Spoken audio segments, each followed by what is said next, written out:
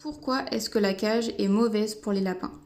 Alors c'est vrai qu'auparavant ça ne choquait personne de voir un lapin en cage, mais fort heureusement aujourd'hui de plus en plus de vétérinaires se spécialisent dans les NAC et en l'occurrence dans le bien-être des lapins, et on a aujourd'hui beaucoup d'études qui nous prouvent que les cages ne sont pas faites pour leur mode de vie.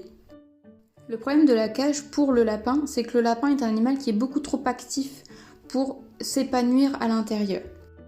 Même si vous allez sortir votre lapin 2, 3, 4 heures par jour, votre lapin en fait ne va pas être actif pendant 4 heures pleines d'un coup.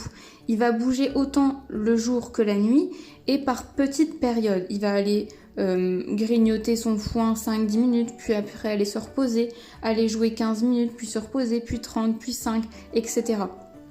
De ce fait, il a autant besoin d'espace le matin, le midi, le soir ou même en pleine nuit.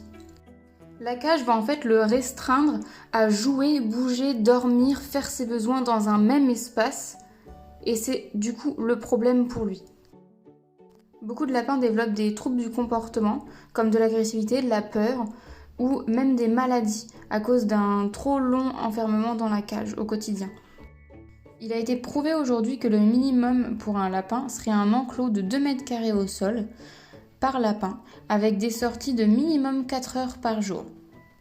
Évidemment, l'idéal pour chaque lapin serait de vivre en liberté.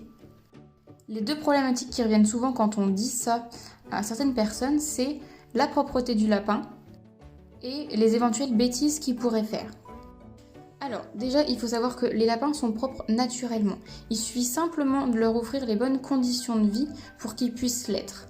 Une fois qu'on sait ça, en général, tous les lapins sont propres.